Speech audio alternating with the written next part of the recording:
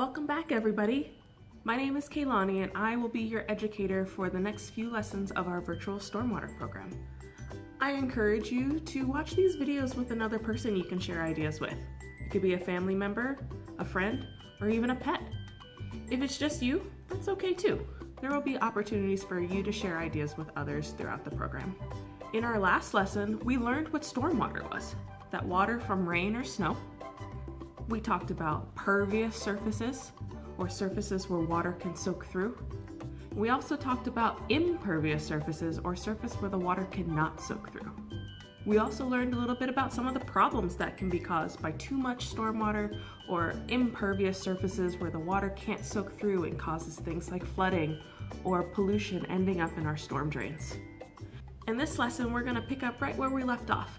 And today we're going to be spending some time thinking about how stormwater can impact the animals and our ecosystems in our communities. For this lesson, you will need your drawing of where you live from last time. So remember, mine looked a little bit like this. If you don't have your drawing, that's okay. Go ahead and grab a piece of paper and something to write with. We can make a new one.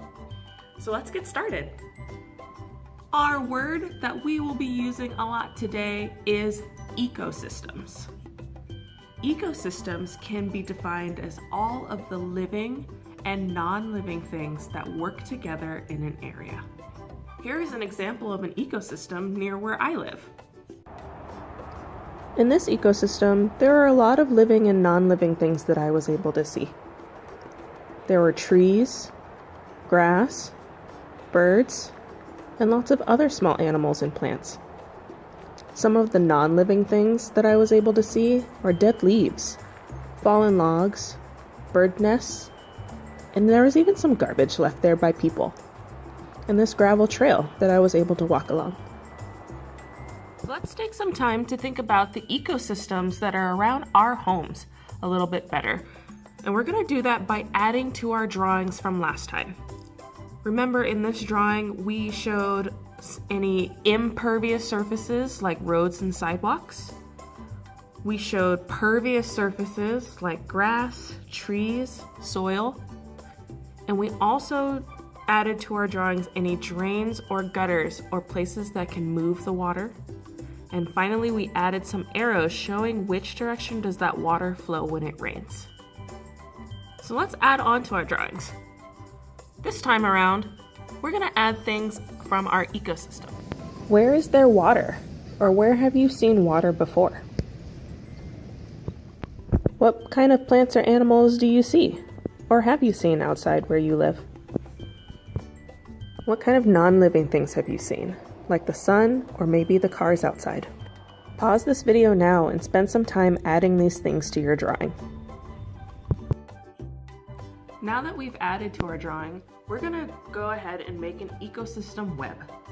You can do this on the back of your drawing, or you can grab a new sheet of paper and draw on that one too.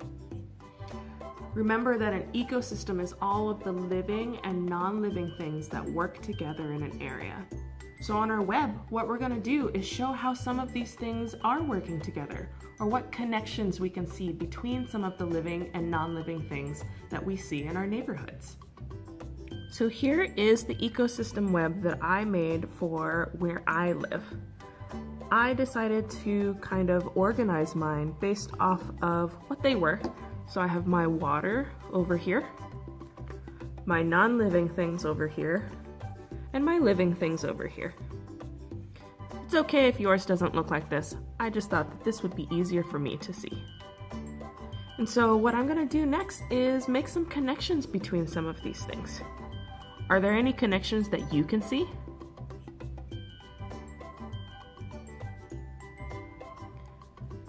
Some connections that I might draw a line between on mine is I have trash and trash can. The trash goes in the trash can, so I might put a line there. Also under my non-living things, I have cars, the road, and oil. So oil comes from cars. Cars might drive on the road, and sometimes there's oil on the road. Under my living things, I have birds and trees. Many birds rely on trees to provide shelter. I also have a bird's nest here, which can connect to birds, but also can connect to trees. Now, between my living and non-living things, I have some connections there too. So I have worms under living things and soil under non-living things, and I might make a connection there. Of course, I don't want to forget my water that's over here. And so I also have a garden under my living things that needs the rain to grow. So spend a couple of minutes and see what connections you notice on your ecosystem map of where you live. I have a challenge for you. Looking at your ecosystem web, can you think of how you might be able to connect salmon and orcas to the ecosystem that you see in your neighborhood? Believe it or not, the ecosystems around our homes are connected to many other things without you even realizing it. If we go back to the ecosystem map that I made of where I live, can you think of how this car might be connected to the orcas and salmon out in Puget Sound?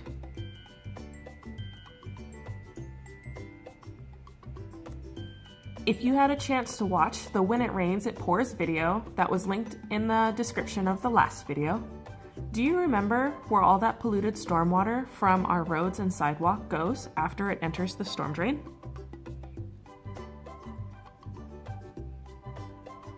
In most cases, storm drains empty out into the nearest body of water. If you live near a stream, lake, or even Puget Sound, it's likely that the stormwater from your neighborhood ends up there. Where I live, stormwater flows across the impervious parking lot. That water collects garbage and oil from cars, carrying it to the storm drain that's nearby. That now polluted and dirty stormwater flows out into this creek that is home to salmon and other animals and plants. So I might make another connection here from oil to a puddle. I've seen a lot of oil collect in a puddle in the parking lot, which then goes down into the storm drain. So what does that process look like? I'm going to use a model to help us understand how that stormwater collects all these pollutants that eventually ends up into our bodies of water. As a reminder, models help us understand processes in the real world on a smaller scale, and they're not always perfect. So for my model today, I'm going to use this jar of water to represent my stormwater. I'm going to use this to represent my impervious surface, or my roads, or maybe even a parking lot. I'm going to use this bowl of water to represent the creek that's near my home. And finally, I have a little fish friend, because the creek near my home supports salmon when they're young. Notice how the water in my creek, or maybe this is Puget Sound or lake near where you live, notice how clean and clear the water is for my salmon friend as it is doing its salmon thing. So let's think about our impervious surface for a moment. What kind of things have you noticed on the roads or sidewalks where you live? Maybe it can be examples of pollution, or just other things that people might have put on the ground where you live. So I have here my parking lot, where I live. Some things that I have noticed on the ground is soil and dirt that makes the water dirty. So I'm going to use these coffee grounds to represent that soil that gets washed away and ends up on the road. I've also seen trash in the form of plastics. Somebody even dropped a toothbrush on the ground. So I'm going to put these sprinkles to represent the trash that I have seen on the ground before.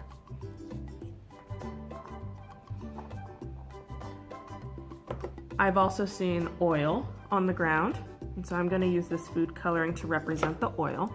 So I'll put a couple of drops in there.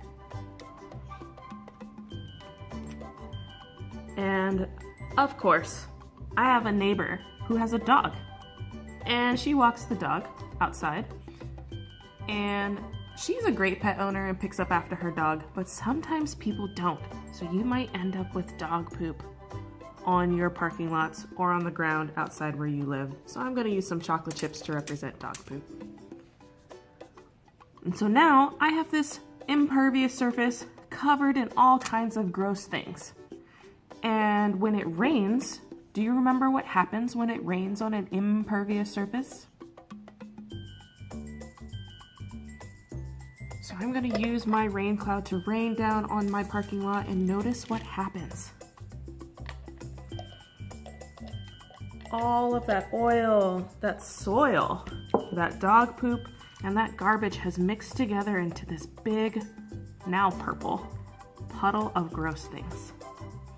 And when it rains hard enough, that water goes into our storm drain and eventually flows out into the nearest body of water. And in this case, that is the creek where my salmon lives. So when it comes out of that drain, it mixes all together in the salmon's ecosystem, in its habitat. And now look at the water that our salmon is living in. It's not as clean and clear as it was before, as now it is swimming around in water that's full of oil, trash, dog poop, and other pollutants from our roads. How might this stormwater affect this ecosystem? Many chemicals that end up in the water can make fish and other aquatic life very sick. Sometimes animals might mistake the garbage and plastics in the water as food. Are you curious to see what this polluted stormwater looks like in real life?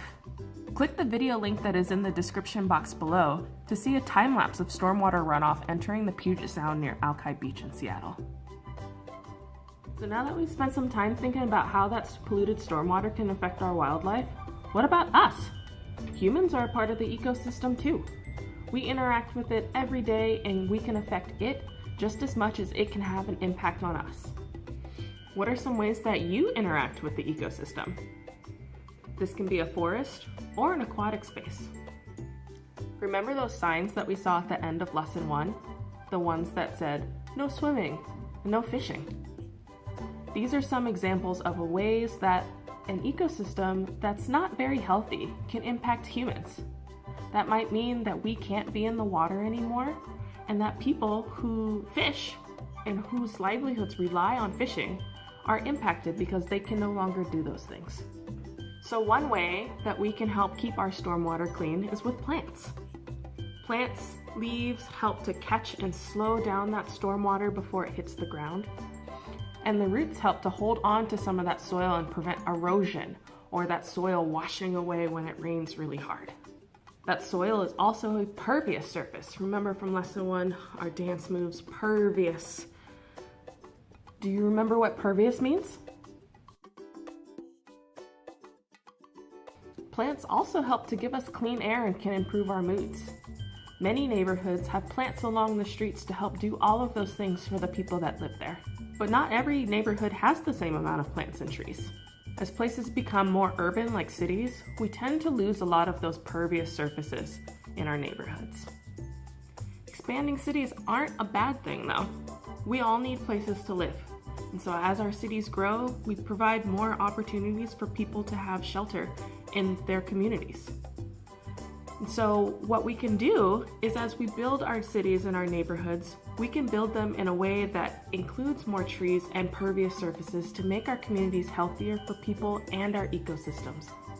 In our next lesson, we're going to be thinking about how people have come together to use engineering to solve some of these stormwater problems in their communities.